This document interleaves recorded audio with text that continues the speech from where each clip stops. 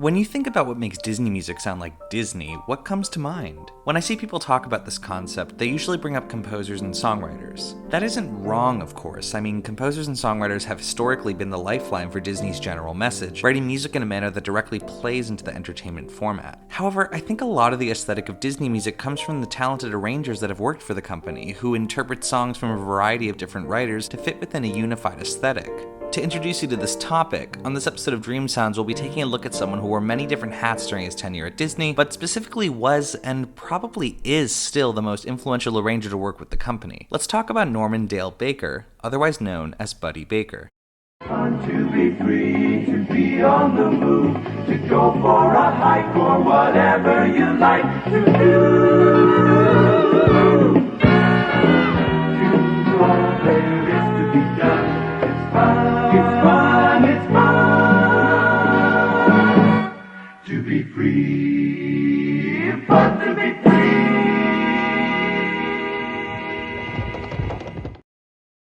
Buddy Baker was born on January 4th, 1918 in Springfield, Missouri. He began teaching himself piano at the age of 6 and would attend Pipkin Junior High School, where he started playing trumpet. This led to some of his first performances being with the Central High School Band and his local Boy Scout band. While growing up, he studied trumpet at Drury College with Miles Mickey Marcel, but would eventually get his degree in music from the Southwest Baptist College in Bolivar, Missouri. This was also where he began experimenting with writing music. Now, let me clarify the differences between a few terms. Composition is the art of writing music.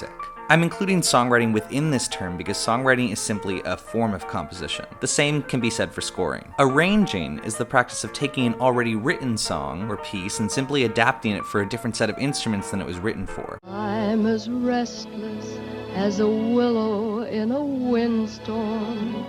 I'm as restless as a willow in a windstorm.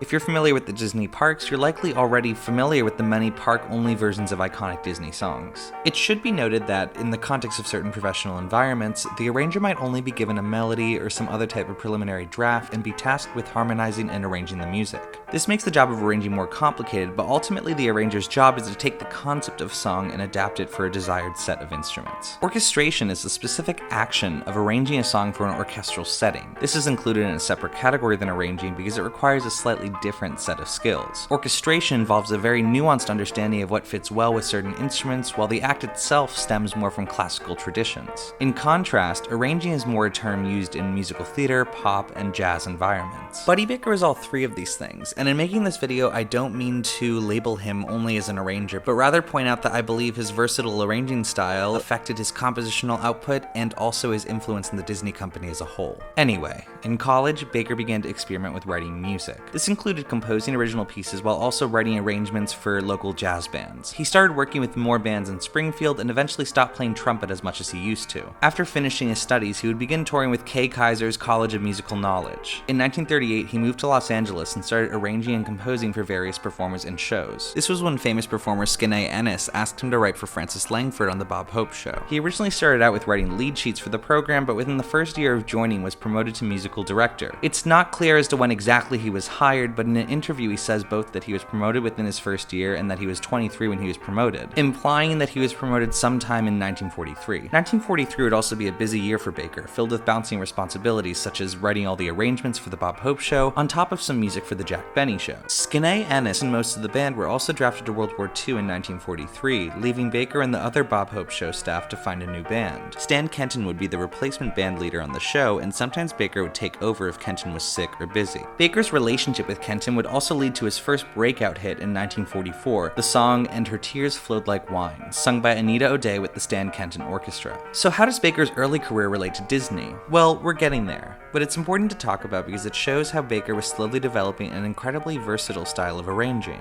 Not only was he very attuned to the jazz and pop music worlds of the time, but he was also able to produce very traditional and classically influenced orchestral arrangements. For example, listen to the difference in sound between these two recordings. Leaving him flat.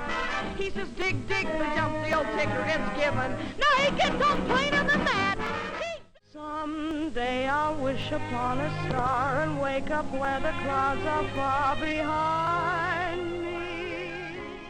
I think there's something to be said for this juxtaposition and how it fits in well with the Disney aesthetic of the early 20th century. After releasing And Her Tears Flowed Like Wine, Baker's career would start to truly take off. He became a professor at LA City College and would soon thereafter be one of the most sought-out pedagogues in the field. He began working with recording studios, but eventually left that industry due to not liking the oncoming rise of rock and roll. This was around the time when his life would change forever. One of Buddy's friends, George Bruns, would begin playing tuba for Ward Kimball's Firehouse 5+2, a famous jazz band of the era. Kimball would eventually bring Bruns to Disney, and after 6 months of working there, Bruns would invite Baker to help with the then-in-development Davy Crockett Show. Baker began working on the project in 1954, but he wasn't composing any of the songs, but rather orchestrating the music. This was done through what was called a spotting session. Bruns would watch the show and give Baker a sketch of his work, with time markings included, which Baker would then take and adapt for a full score. However, this project only lasted a few weeks. He was still working as a freelance contractor for Disney, so he wasn't a full-time employee yet. His first job with Disney as a long-term employee would come when George Bruns turned down working on the Mickey Mouse Club. Baker was asked to fill in, and the rest is history. Baker would go on to have an impressive tenure at Disney, scoring over 200 different pieces of music. He would be a featured composer, arranger, orchestrator, and conductor at the company for 29 years. In fact, many Dreamsounds episodes are about or have referenced music that he had a hand in. When asked why he had stayed at Disney for so long, Baker referenced the stability of the company's benefits alongside the continually challenging and engaging assignments. Though he would technically retire from Disney in 1983, he would still work on assignments from time to time. For example, he worked with the Disney parks well into his retirement, even composing music for the 2001 Journey to the Center of the Earth attraction at Tokyo Disneysea. His post-Disney years were also spent teaching scoring at the USC Thornton School of Music in Los Angeles, where he was still an incredibly sought-after pedagogue to work with. On July 26, 2002, Buddy Baker would pass away in Los Angeles at the age of 84. He was buried at the Forest Lawn Memorial Park in Hollywood Hills, and a majority of his remaining scores and papers were donated to New York University. On this show, we have discussed examples of early Disney musicians and also recent ones that continue to have an influence on the company. However, the enduring influence of Disney music from all eras would not have been possible without the musical contributions of Buddy Baker. Though he wore many hats during his work at Disney, the most impressive part of his output to me is that he was able to create a unified aesthetic for the company's music. If you've ever been to a Disney theme park or even seen a Disney film, it's very likely that you've come in contact with Baker's work. A lot of aspects of his arranging and orchestration would go on to define the musical landscape that many people associate with the Disney company today. We sort of created our own sound at Disney. In fact, a lot of musicians, people would say, gee, what do you guys do out there that you don't have to see the picture, you know it's Disney, it's a Disney picture when you hear the music. What is that sound? Can you define that sound? I don't know, it's sort of a lightness, and it's always a kind of a happy sound. One thing I do that seems to help enhance that a bit, like with the string section, I might have a glockenspiel playing along with the first violins, and you don't even hear the glock, but it gives sort of an edge to it. And we had a lot of little tricks like that. His interest in classical composers of the early 20th century, such as Stravinsky and Rachmaninoff, would also influence his sense of harmony. And I spent a good part of a year, I guess, just analyzing Stravinsky. And I came up with my own harmony system that works great. I've been using it for, 50-some years now. And it's based on a theory that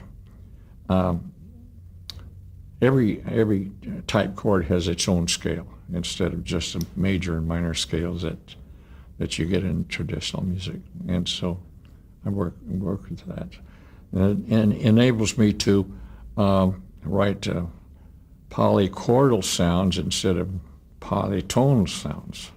His versatile background as an arranger, orchestrator, conductor, and composer changed the direction of the company's music. Though there were many arrangers before him, Baker was able to pull from a variety of traditions to effortlessly create a Disney style of music that became a sort of tapestry of nostalgia. To return to the question from the beginning of this video, when you think of Disney music, what comes to mind? Chances are you're probably thinking of something Buddy Baker did.